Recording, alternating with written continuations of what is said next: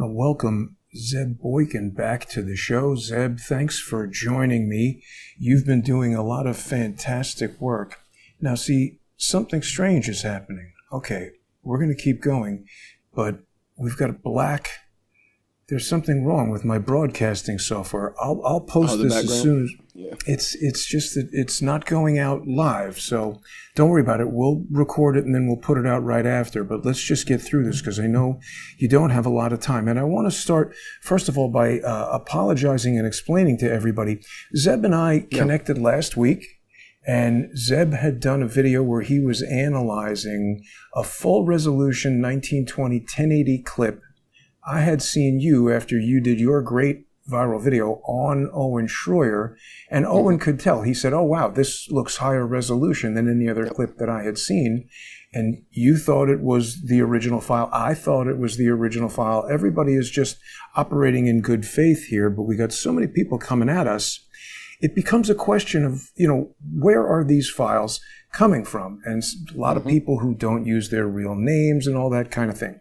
So the file that we are talking about was this profile view of Charlie, where it's just as he is shot. Sorry, let me get this on screen here. And look, this is not a problem. This is the process. We're going through and we're figuring out everything, and there's new information. Well, that's exactly what this is for. I mean, we're kind of putting it out. I mean, like I said, it's full resolution. It's missing essentially 10 frames per second, which is a problem. Hang on. This is the part I want to address. Okay. It's not that it's missing them. So here's what we want to talk about. This is the video right here, and you sent this to me, and it wouldn't open immediately in QuickTime Player, which was the first bit of strangeness that I encountered. Yep. So I said, well, okay, I was dealing with it in Adobe Premiere anyway, but I wanted to figure out sort of why that was.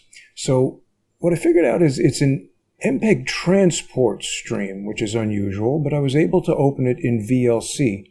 And I don't know if you can see this information dialog box here. I can't read any of that. Okay, so it says frame rate 19.949236 frames per second. And that is a super unusual frame rate. And I don't think that it's missing frames. I think, upon further consideration, what must have happened is somebody recorded this either at 60 frames per second, 120 frames per second, or 240 frames per second. And then in outputting it to you, they got it down to 20 frames per second. Because if it was recorded at 30 and you just took out 10 frames per second, you'd get a very uneven kind of staccato motion that wouldn't work properly. But if it's divisible evenly by 20, you can get it down to 20. So 60, 120, 240, you could evenly divide that by 20 and come up, or in the case of 60, divided by 30, or 3 rather, and you get 20 frames per second. In the case of 120, you divide it by 6 and get 20 frames per second. And in the case of 240, you divide it by 12. And so you don't think it was shot at 30? Definitely not. I think it was shot at a very high frame rate. And frankly, that even makes it a more interesting clip that we've got to try to find the original source for. So I was looking at, I was trying to look into this. You wouldn't think it would shoot at a variable frame rate, would you? I do, because there's a couple things we've got to understand. Because it's so bright outside? No. Well, you go ahead. I'll let you. Cell phones always shoot in variable frame rate. When you have a broadcast camera, it's got a crystal oscillator in it that locks it in North America to 29.97 frames per second. That's the frame rate for broadcast. We talk about it as 30 frames per second, but the timing is very important. Video timing is very important in broadcast cameras. You've got to play it on a TV, and everybody's TV is the same and all that. When you're talking about digital video, it doesn't work in the same way. It's not intended to be broadcast over the air and whatever. It's a sequence of images. So the way that a digital camera works is unlike a traditional video camera in that it's just taking a series of pictures and then stringing them together into a video, and you just play it back on the computer. So the variable frame rate on phones varies, but it's not going to dip down to 19 frames per second. It'll be like 28.1, 29.6, 31 point whatever, because it's how many pictures the camera can take in a second close enough to 30 to keep even motion. And the thing that varies it is the amount of data that the processor is able to deal with. So if you have other applications running on the phone, or if it's very hot and the computer in the phone decides it needs to slow the processor down to cool it off, if it's an older phone, if you turn it up to a higher frame rate, if it's very bright and it's darkening it down. There are a lot of factors that play into how the frame rate varies, but it doesn't vary much at all. It doesn't vary very much at all. 28.1, I'd say, okay, that's normal, particularly on an older phone. But 19 is not normal. And when we play this video, you know, the motion looks smooth. You know, it doesn't look like it's jumping around and going crazy. And I know a lot about this because when I used to be in the film industry, you know, when you shoot on film, it's 24 frames per second. And when you shoot on video, it's 30 frames per second. And going from 24 to 30, there is a formula for doing that. But if you shoot a video at 30 frames per second and then want to show it in a movie theater at 24 frames per second, it's very complicated because the math doesn't work and you get a mess with the motion. So to me, this looks like higher, and look at how everybody is, you know, frozen in action. We know this is shot with a very short. There's not a lot of shutter. Motion blur. Exactly. And it's very high shutter speed, like very high shutter speed. Right. And we did that video the other day, which I did mostly for the benefit of Gary. I was a little bit kind of wise-assy in that video, but I watched. I got something else for you if you want that in a second. Yeah. So I overlaid essentially two extremely similar angles for this one, and it shows up. Those two dots show up on that angle also, and so it's essentially overlaid. And then I can pull that up here in a second if you want to look at that. Definitely want to look at that. But so I don't want to jump around too much, but I did that video that I showed you where I was talking about the difference between the frame rate and the exposure time. And I'm not sure Gary understood what I was saying. He was talking to you about Doug Mills, and other people have said, how could Doug Mills freeze the bullet? Remember the Doug Mills photo. Doug Mills didn't freeze the bullet. It was streaking, and he was at 1/8,000th of a second, and the bullet is traveling this way. So we're photographing. He was probably on like an auto shutter. Well, let's not worry about how he captured it in the frame, but just the nature of the streak. The bullet's traveling this way, and so we see a streak like that. In the photo we're going to look at, the images and video we're going to look at, the bullet is traveling like this. So it could go a far distance, and it would just make a small streak because the streak is coming at us three-dimensionally along the Z-axis, your favorite axis. It's on the Z. And so it's a small streak. But so I think you're talking now about this video that I did the other day where I'm saying that I see two indications of blood. So let's talk about this. Yeah. This video, this is based on the clip that you sent me. And so we see Charlie get shot, and then I point out that there are two. There's one instance of what I think is a projectile right there, and I'm stepping forward now. So the next frame, I've frozen it. I'm saying this is a low-speed projectile, not a high-speed. It is a low-speed projectile. I agree with you. Low-speed projectile, like maybe from an air rifle or something like that. I would say post-ricochet. Well, okay. So let me go with this, and then you'll critique it afterwards. Go ahead. Because what I'm thinking is the bullet is, in my hypothesis here, which easily could be wrong, it's coming from this upper corner where it says, prove me wrong, right here where this guy is standing with his arms crossed. I believe the shot originates from there. And it comes down there. There it is moving towards Charlie. Now it's hit him.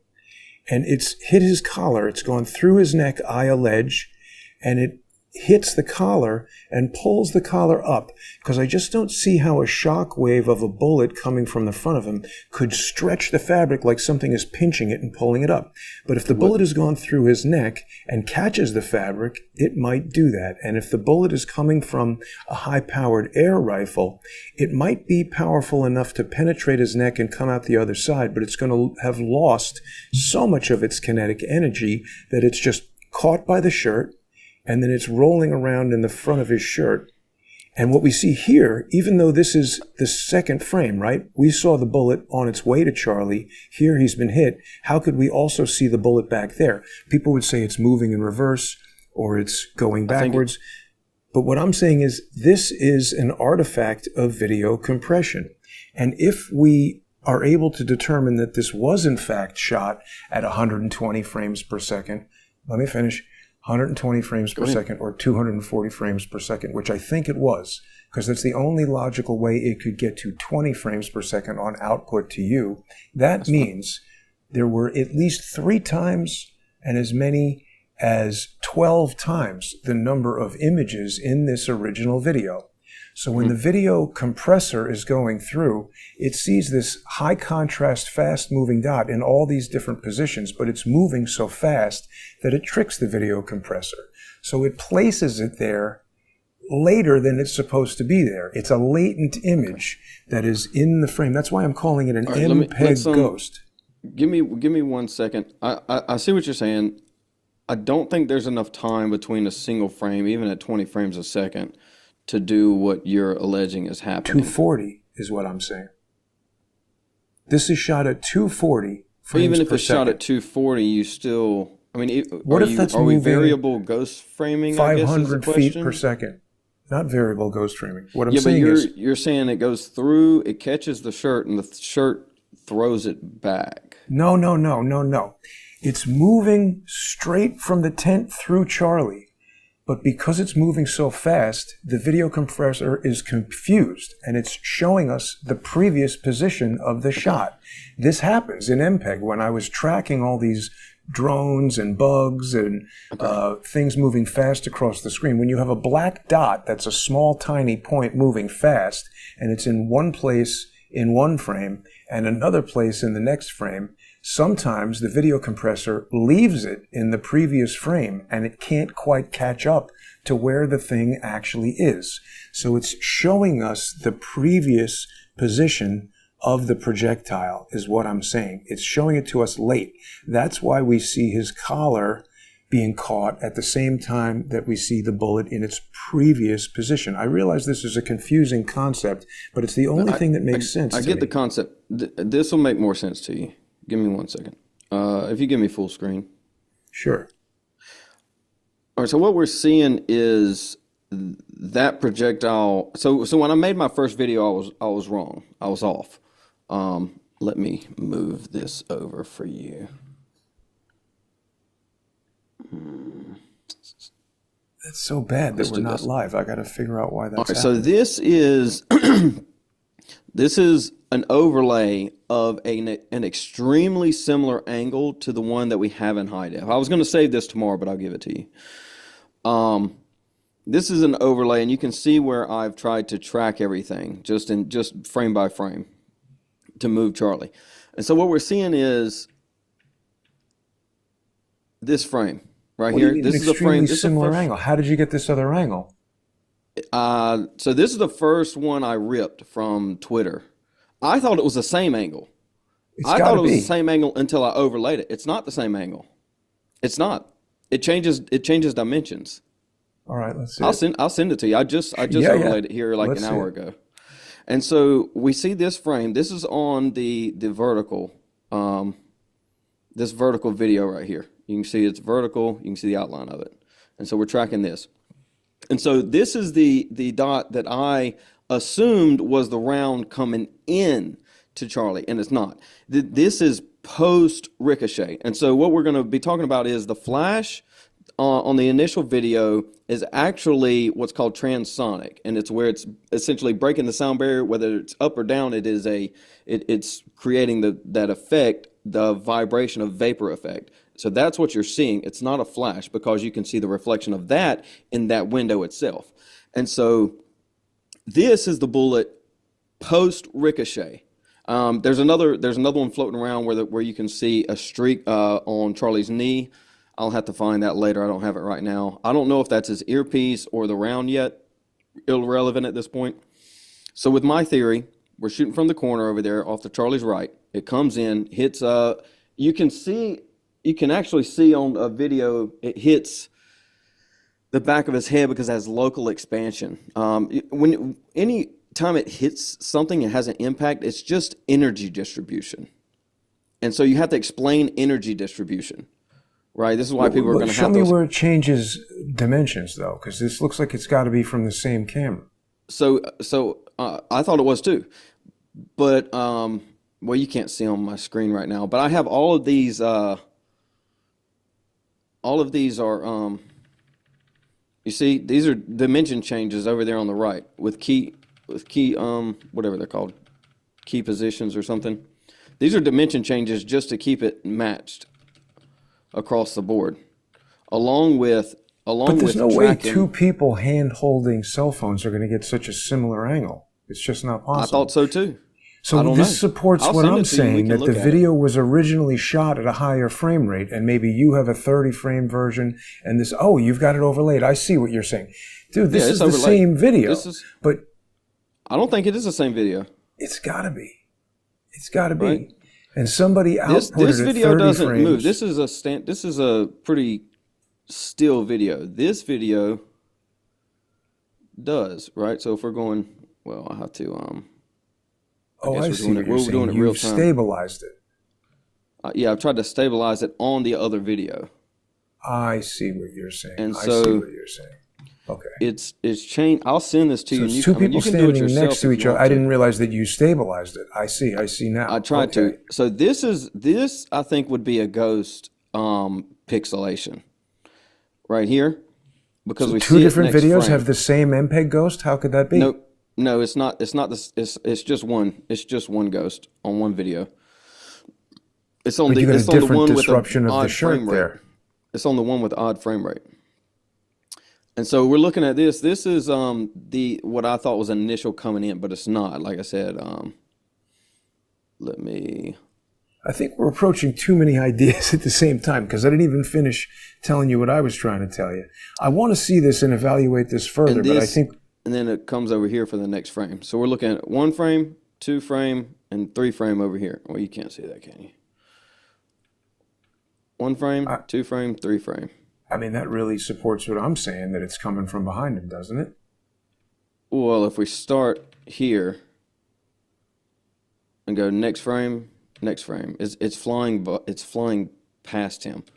So what I'm saying is it hits him back of the head here, ricochets out the bottom, bounces or X's it out, and then bounces off of something, a ricochet. Doesn't that seem like incredible bullet dynamics, though? You can't really gauge ricochet. I mean, you would have to explain how we see this projectile in independent frames. I'd like you to send me that other video, because I understand what you're telling me. It's the same video that was floating around here. I'll show you which one it is. Well, definitely send it to me so I can look at what you're explaining and understand it better. But there's a couple concepts. It's the one with this guy. It's probably one of the original ones floating around. All right. Well, we'll connect. Oh, yeah, I tried to contact that guy. Yeah, if you could get that original, that'd be nice. What's going on with that. We got to understand what's going on with that. So a couple more things I want to lay on you here, because speaking of original videos, I have one. I was able to contact somebody who was at the event, and I have obtained this one, which I'm sure a lot of people have seen, but this is direct from the person's phone. Let's listen to this. We're going to have a little bit more disagreement. Don't touch the mic. Got it. All right. Hi. Yeah. So just wanted to, a few weeks ago.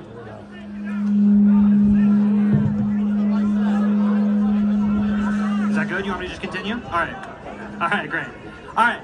A few weeks ago, there was a transgender mass shooter. And ever since then, about 3 weeks later, the Trump DOJ said that we should start talking about revoking gun rights for transgender Americans. Now, I think you're in support of this decision. Yes, is that fair to say? All right, great. So, do you know how many transgender Americans have been mass shooters over the last 10 years? Too many. Okay. I just want to point out the lack of empirical evidence there, it's 5. Okay, now 5 is a lot, right? I'm gonna give you some credit. Do you know how many mass shooters there have been in America over the last 10 years? Counting or not counting gang violence? Great. So there we go. We've now got another original video where I've spoken to the person who recorded it, and we can trust this chain of custody much more than just getting it from TikTok and stuff like that. So the other thing that I wanted to... I ripped that video too. This is not ripped. You had the original. This is from the guy's phone. He sent it to me. And it's got, it's called... IMG_9820, like when it comes off of your phone. So it hasn't been transcoded and uploaded. And I'll send you that when we get off this broadcast. But my point is, a lot of people are doing all kinds of analysis of really bad quality videos. They don't know who's changed the frame rate, who's changed the audio encoding rate, where they've been, have sounds been added, have things been manipulated. And my point is, you and I, over the past few days, have been experiencing some anonymous accounts saying and doing some crazy things. We've got people who are doing optical flow analysis on some of the worst quality videos. And you can do the best analysis on a bad video, and there's a concept that I'm sure you've heard of called garbage in, garbage out. If you don't have a good quality original to be analyzing and testing, you're never going to be able to get a good quality result. So this whole thing with the MPEG ghosts and this possibly other version, or I want to understand what you've got there. Maybe it's somebody just standing right next to the person and they do match closely. That would be very interesting to compare. But I want to go to this guy, I Am Ricky Diaz, and ask him where did he get that from, because I don't think he was there. He's just a YouTube or TikTok person. You think he pulled it from there and then shoved it into an algorithm to track? I don't know. I don't think so. That sounds pretty sophisticated to me, and I think that I Am Ricky Diaz is probably just somebody who found a lot of videos early on and put them up there. But the point is, if we presume that a sophisticated party, whether it's the FBI, the CIA, Israel, whoever people want to think did this, if they're sophisticated enough to plan an effort like this where they're going to deceive people as to who did it, how can we possibly presume that they're just going to let everybody have all the files that they need to be able to triangulate where the shots are coming from? It seems to me in 2025, if you are planning an assassination that you want to fool everybody about, you're going to have a very sophisticated media strategy to put out bad evidence and throw off all of the shot spotter type triangulation, all of the type of stuff that we're doing. And so taking a high frame rate video and putting it out at the wrong frame rate, or putting out 2 different versions of it just to confuse everybody, sounds like something that they would do. Now, I have another thought about what you thought was the sound barrier being broken, because, and I don't mean to criticize your investigation. I don't know what the hell happened. You and I and everybody were looking at a bunch of very confusing evidence and trying to make sense of it. But there's a few things about the breaking of the sound barrier theory that I can't quite wrap my head around. And the first one is how people wouldn't hear that more prominently. And the second one is, how can it accelerate after it leaves the barrel? So here's an alternate suggestion that I'd like you to consider. Well, here's something to consider. What if, because I think in these assassinations, they don't want just one person shooting. With Kennedy, with Trump, there's evidence of multiple shooters, and that is because they want to have a triangulation of fire to create a kill zone that the target is inside of, a 3-dimensional area where anything inside that area gets hit. It dramatically increases the odds of hitting the target by having this 3-dimensional kill box. Now, the problem is if you want to kill somebody right in front of everybody and make them think the shooter is 143 yards away, you want a very loud gun far away that doesn't even necessarily need to hit the guy. Maybe it's just a distraction. And then you might want 2 quiet as possible guns triangulating close up. And when I first said this might have been a steel ball launched from a crossbow, people like you who have expertise in ballistics said, no way. I agree. Said, no way. And now I've changed my thinking. And people have told me that's unrealistic. However, there are some very powerful gas-powered air guns that move at more like 500 feet per second or perhaps even higher. There are rifles, there are handguns that use different types of gas, and they're much quieter than a regular gun. And there are, I don't think they call it a suppressor in the world of gas-powered guns, but there are silencer-type devices that make them even quieter. What if what we're seeing at the moment that you see the reflection of the bullet and this possible sound barrier breakage, what if that's a puff of gas coming out the muzzle of a gas gun? It would be too far off of the window and too far off of the stairwell. You just wouldn't get that. It's probably, I haven't measured it, but you could measure it. It's probably 4 to 5 feet off of the glass wall, and probably another 6 to 8 feet off of the stairwell. You just wouldn't be able to get a puff of gas there without. But how can we tell where it is in three-dimensional space from a two-dimensional image? Because it's reflecting off of that glass. Okay. Let me bring that up so we can look at that. Go frame back and forth. If you frame back and forth, you can see it. Yeah, it's over there, right there in front of the girl in black on the right side. Probably, like I said, 4, maybe 5 feet. Okay, let's look at that. You would have to triangulate it, figure out, find a standard So, do you know how many measure transgender Americans have over there. been This is the vaccinated shot, in the last right? 10 years? Correct. Too many. Sorry? Yeah, it's up top. It's 5. Okay, now 5 is a lot, right? I'm gonna give you some credit. Do you know how many mass Can you shooters there have been in America go frame by frame? over the last 10 We years? will. I don't know what you're Counting or not counting gang violence. Okay. So first I want to zoom in, right? Because it's up here. Yep. Okay, let's step forward. There it is. All right, you see that? Yep. Yeah. Okay, so go white pylon, go 1, 2 panes. Yep, back and forth on that. Well, I'm pointing at the screen like you can see me. Well, so there it is in the window. Yep. I mean, it's a flash of something. So All right, now hold that frame. All right, you see the white, I guess, pillar, pylon, wall piece right there beside it? Now go right, Yeah. 1 pane of glass, 2 panes of glass, right level with it, and then go back and forth a frame, and you can see its reflection in the glass. right.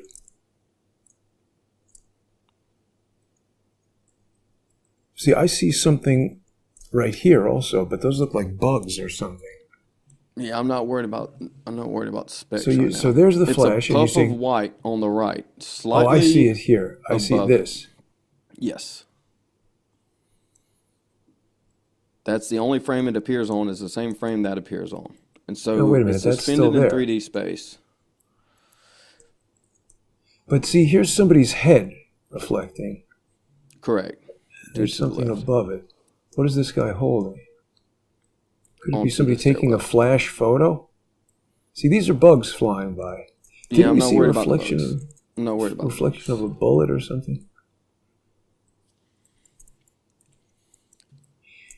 So get to the frame it's on. You can There it you is. see it's a clear 90 degree.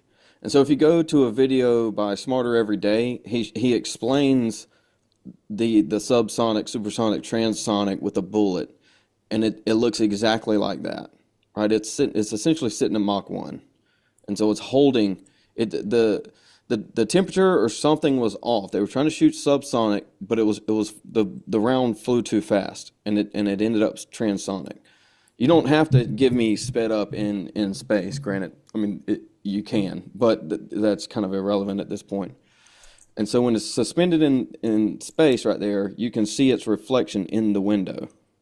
And so if you can triangulate it off of the window in space, off of the reflection of the girl on the stairs, you can get a extremely accurate direction and extremely accurate location in 3D space off of that. I'm not seeing it in the window now. I thought I saw it the other day, and now I'm not. It's like slightly higher. You don't see it? 2 panes over, like a half inch up. It's where the white dot is, just above that. I don't know. I mean, it's very, very confusing. But where would that have come from? Where was it fired from right there? A lot steeper angle than I would think. 3D render's almost done. Once that's done, we'll know. I think So they wait a may minute. So have if had it's to shoot supersonic through the and it's tent. shot, so hang on one second. Here it is. We're saying it's fired supersonic, right? There's the frame. We see that. Here's Charlie. Okay, he's Correct. not shot yet. I'm stepping forward 1 frame, 2 frames, 3 frames, 4 frames, 5 frames, 6, 7, 8. It takes 8 frames for the thing to go from up there to here to shoot him. It's impossible. Go back 2 frames. And there's your round after ricochet. Well, where does it hit him? He's hit here. Goes through it. It's inertia. It takes time to move mass.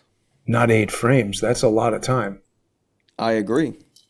So that can't be a shot. That's got to be some other thing that we're We're seeing. still. I mean, I guess we're playing with this So here's- frame rate issue of Nah, 8 240 or frames. whatever. However, we can see people moving. So here's the shot. Watch his hand.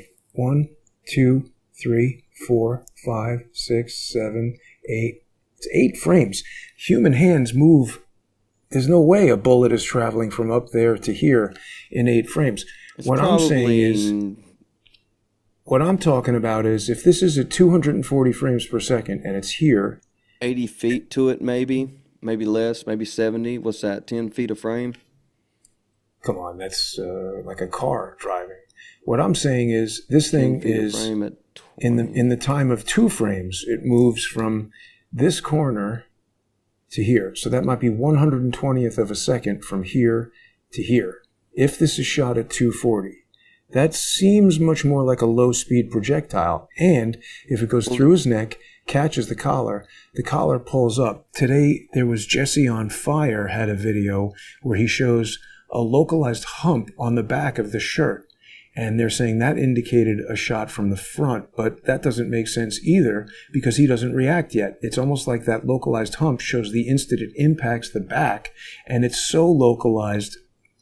I feel like if you threw a baseball on a bed sheet, it would puff up a little bit in reaction to the energy hitting. That's what it looks like, a little puff on the back of the shirt as it hits just above the shirt and goes in through his neck. To me, the only thing that explains the shirt collar being pulled up is the bullet goes through. It's like an air rifle shooting some small round that has lost so much energy from traveling through his neck. We get a very small, unusual looking exit wound here, virtually no visible entrance wound in the back, nothing shooting out the back as we would expect with a hunting round or even a lower caliber round. Where are you getting these other, where are the other projectiles going? What other projectiles? You were arguing for like a triangulation, or are they shooting blanks? Well, I was trying to explain your shot because I thought it was timed with him getting hit, but now maybe not. Maybe this is just somebody hiding back. What we need to figure out is the angle on this overpass, because what I was also looking at is, when we had some other video showing this underpass behind him, there's a spot where somebody could basically stand. And here, on this underpass behind where he is, see where this guy is standing with the red arrow? It almost seems like you could poke your head out over here, and there's the tent. And if it was just the precise angle, you could shoot from here. And because he was sitting forward, pretty far forward from the back of the tent, you might be able to just hit him from under his ear. So here's the spot it would come from. If you had a silenced, high-powered air rifle, the projectile... Wouldn't somebody see that, though? I don't know. The whole crowd is looking at him. They control this back area. And we don't know who's back there or if anybody's looking. I'm just saying this would match the angle if you can get a bead on him from there. I mean, he's sitting kind of pretty far forward from the back of the tent. If you could see the back of his ear, this is sort of the spot that I'm saying that shot would have come from. And if it's an air rifle, I mean, I don't know. Do you own any air rifles? What's the speed? What's the muzzle velocity of a thing shot out of an air rifle? Yeah, I mean, I've played with air rifles. I mean, they have some pretty high-powered air rifles, but That's what I mean. pull out a rifle and...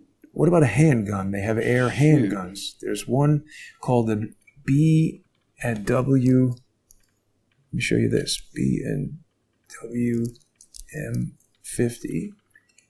Okay, this is supposed to be the most powerful air rifle handgun.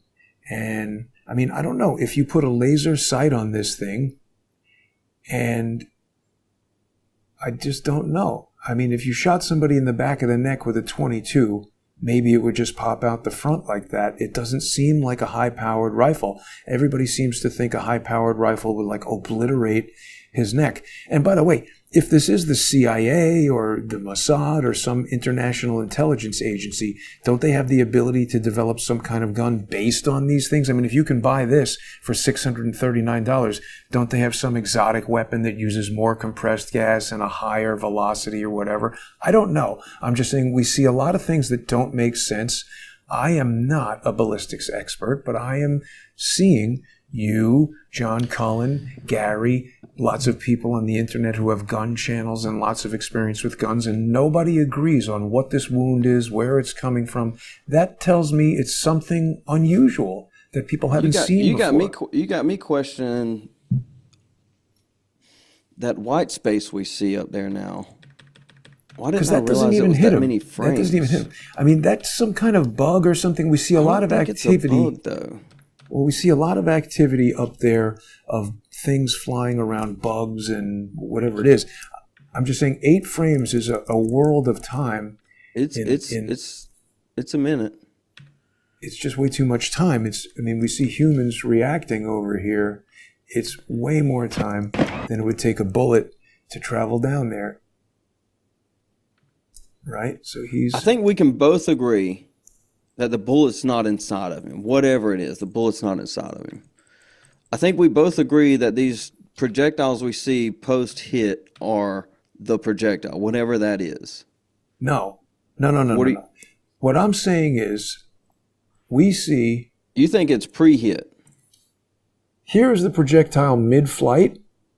It started over here. Not exit. On entry. It's been shot at him from back here where this guy's forehead is, the guy with the crossed arms. It's shot from back here. It's moving in this direction. Okay, here is one video frame. In the next video frame, it's already traveled. So what is that, 5-6 feet? I mean, I think this is something moving 300 feet per second, something like that. And it changes direction? It doesn't ever change direction. It's going towards him. It hits him in this next frame, and it goes into his collar and pulls up the collar and then goes down the front of the shirt. Look at the shirt. It's down in his stomach now. Now it falls out the bottom of the shirt. It's a ball, or it's a tiny little projectile.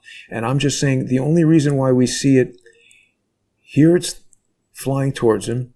Hold on. Go back 2 frames. All right, so go. Here it's flying towards him. How does it go to that guy's head the next frame? That is an MPEG ghost. It's a video compression error. It's the video compressor showing us the previous position because the thing is moving so quickly, the video compressor is fooled by it. And I'm not making that up. That is a regular error for MPEG to have. I'm telling you, when I was tracking the birds, I'm going through and tracking, and the bird is here, it's here, it's here, and then it appears over here. Because it's so high contrast, the way the video compressor works, it's got a memory of that frame. And additionally, because we have a 20 frame per second video here, I'm saying that I believe this video was shot at 240 frames per second. Many iPhones, even going back to the 13 or something, can shoot high speed at 240 frames per second. So that means the likelihood of having 2 frames of this thing in flight is pretty high. And it also means when you feed all this into an MPEG compressor and say, okay, take this 240 frame per second video, divide it by 12, and give me a 20 frame per second video, this kind of error could occur. It's showing you where the projectile was in the previous frame. It's showing it 2 frames late. It should be here right now. That's where that dot should be. Then it moves to here. Now it moves to his neck. But it's like, wait a minute, a second ago there was a dot there. This guy's hair is black. The dot is light gray. This high contrast thing is confusing me. That's what's going on there. Yeah, I need to send you this other one. I think definitely send me that.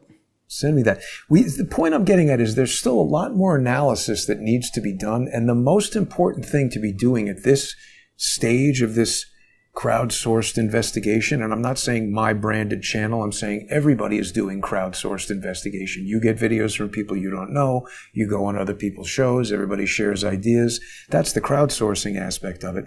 While we're in this stage of it, in my opinion, the most important aspect is to obtain the most original files so we can eliminate all of this confusion. If we finally get in touch with the person who shot that and they say, yes, I shot it at 60 frames, 120 frames, 240 frames, whatever, here's the original file. We're going to learn so much more from that video. It's going to be unbelievable. But right now we're poking around in the dark trying to figure out what we're looking at. And I think the trajectory that I'm pointing out, that's what it's doing.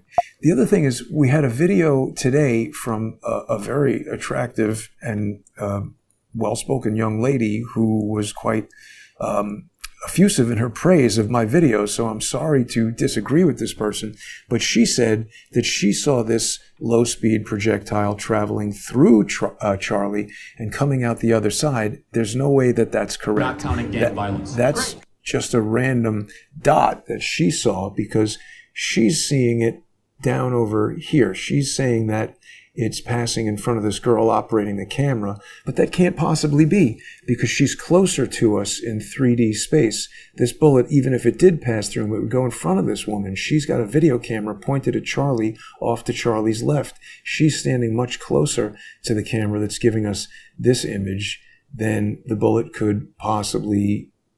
It can't go in front. See, there's the dot right there. Do you see it on her right here?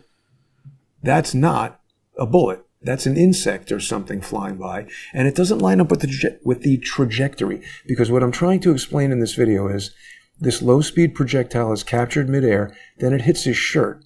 Okay? And the other thing is, when I stabilized this video, which is what we're looking at right here, I put these arrows in there. Okay? So this is the trajectory from the first dot to the base of his skull.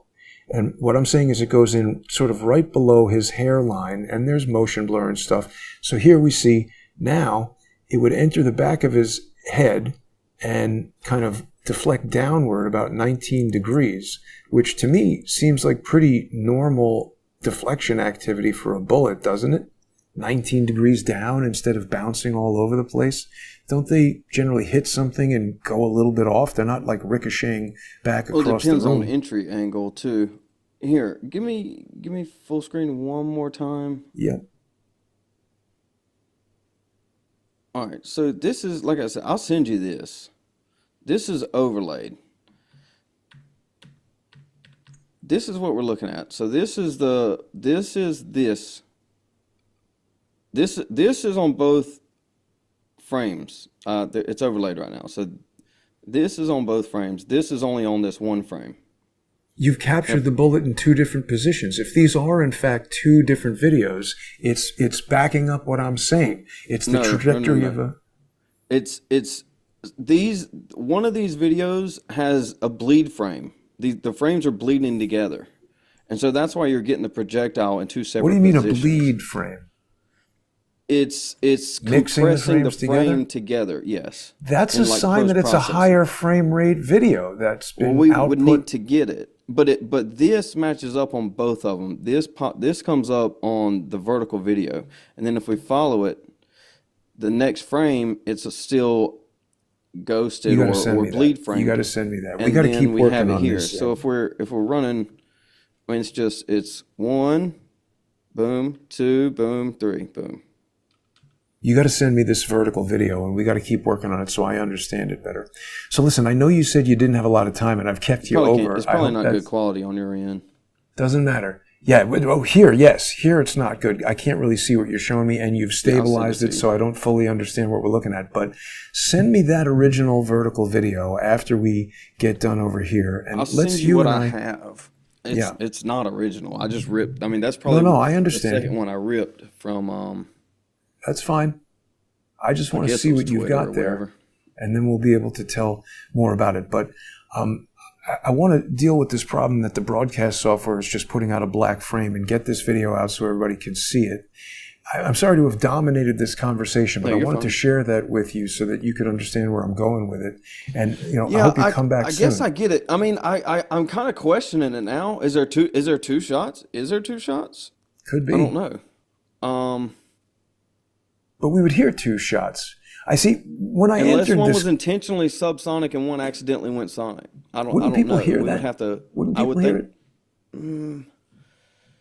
I would think so too. I don't think the audio says two shots. I think it's a even distraction subsonic. shot from somewhere near that building, so we get a loud bang and everybody looks at that, and then a silenced air gun, a high-powered hand air gun like that M50 or something similar, or I don't know. But all I see from looking at the input of all the experts, and look, when I say experts, I'm saying you're an expert in ballistics. There's guys with hunting channels that have 200,000, 300,000. Obviously, people watch them and they know more about guns than I do. They've seen entry wounds. They've shot deer. Military people have seen human wounds. They understand what these things look like. All these different people disagree whether this is an entry, an exit. So I'm saying the field is open as far as what the explanation is. And that level of disagreement tells me we're looking at something very non-traditional. Now, look, John Cullen's going to get upset at me for saying this, but when we talk about a drone, we know that drones are involved in ISR, intelligence, surveillance, reconnaissance. They can fly around with cameras and radio receivers and radio transmitters all day long. They can send radio signals. They can send video signals. I have not yet seen a drone that fires a gun, and I think there are a lot of problems in terms of the physics of that. And if it's moving at the speed that we see it moving on these videos, hitting him right in the neck, that seems like a big stretch to me.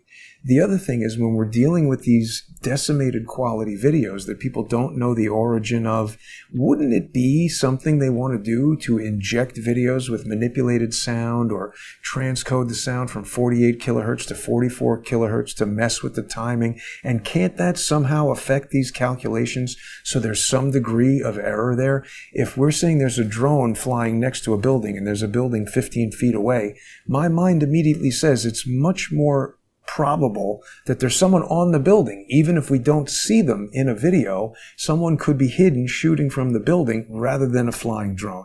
So I think a distraction rifle shot from behind is timed in synchronicity with an air rifle shot. And this is the last thing I wanted to show you that I think is involved in this plan. I don't know if you've ever seen this company or used this equipment, but there's a company called Digital Trigger Technology. Okay? Yeah, you sent me that. DigiTrigger. Do you know this?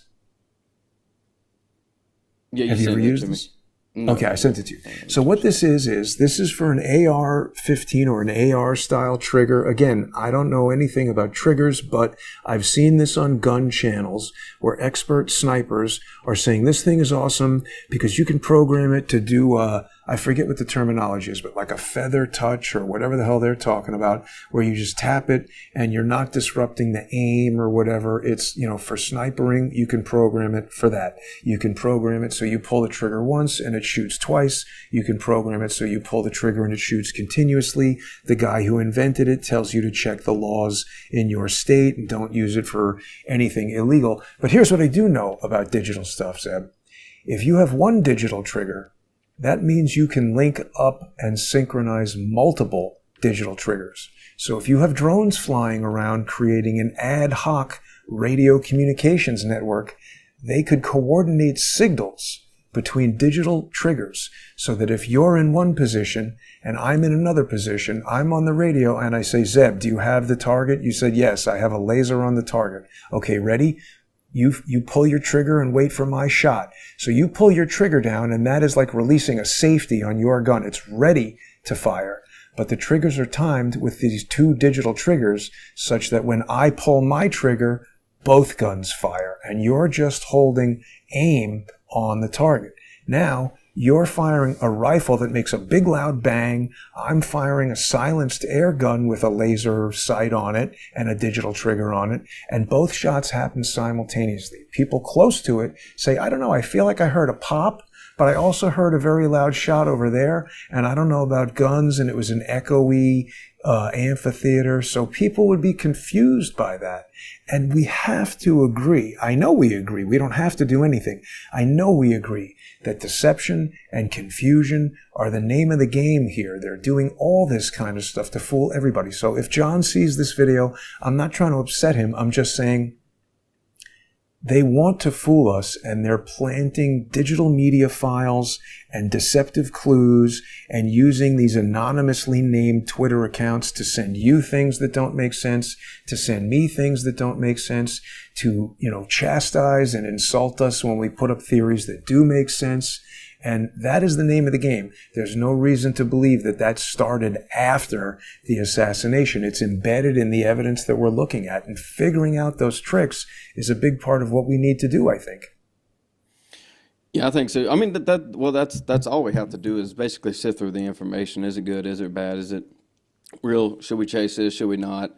I think, should we waste time on this? Should we not? I mean, I guess is essentially what we're doing. And I guess the more time goes on, the more muddy it's going to get. So No. The clearer it's going to get the more time goes on. Well, because the more time goes on, the more they'll try to muddy it. Exactly. Yeah.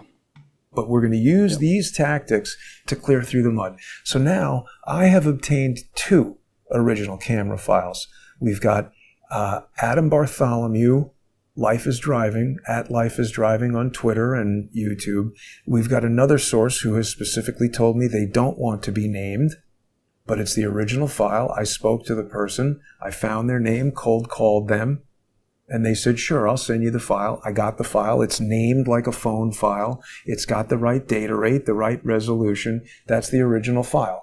So now I think we have 2 files to get sound from and the highest quality. I'll send it to you as soon as we get off the phone, and I'll send it to John to analyze the sound. Any serious person that wants this, who isn't a troll or a moron, send me a DM and I will send it to you. I don't want to get into the business of large-scale distribution of digital files like that, but if people like you, even Gary, I don't like him, he's not nice to me, but I'm willing to cooperate with the guy if we have a shared purpose. So, Zeb, that's what I wanted to tell you today. I appreciate you letting me dominate this portion of the conversation, but I can see the wheels turning, and that's exactly what I wanted to do.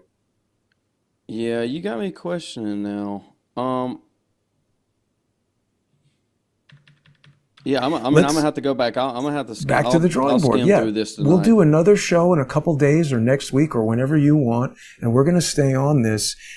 Any channels that you want to promote before we wrap it up? People need to follow you at Zeb Boykin on X. X and where else do people want to follow you? YouTube, Cash App. Yeah, YouTube is outside the Overton if y'all want to go over there. And Cash App, they can help you fund the research. Yeah, people are asking to donate, so they can send it there if they want to. But I'm doing a full Q&A tomorrow at noon if anybody wants to jump in for that. Probably I'll go till it dies down. I'll go to 5 or however long people want to go. So I'm going to start off with the initial theory, which I guess, I got to kind of rethink it tonight, and then see where we're at, and then go from there. I'll take any Q&A that comes. I'm just trying to make sense of it like everybody else is. I mean, I think I'm close. Yeah, I agree. think I'm extremely close, but I guess everybody does though, don't they? So. Well, listen, look, everybody, as I said, everybody who is not a troll and a moron using a fake name to tell us nonsense, I want to talk to. And I appreciate you. I appreciate you coming back on the show. I appreciate the work that you're doing. And thanks again for another great show. Thanks to everybody for watching. Don't forget you can sponsor Crowdsource the Truth on crowdsourcethetruth.substack.com.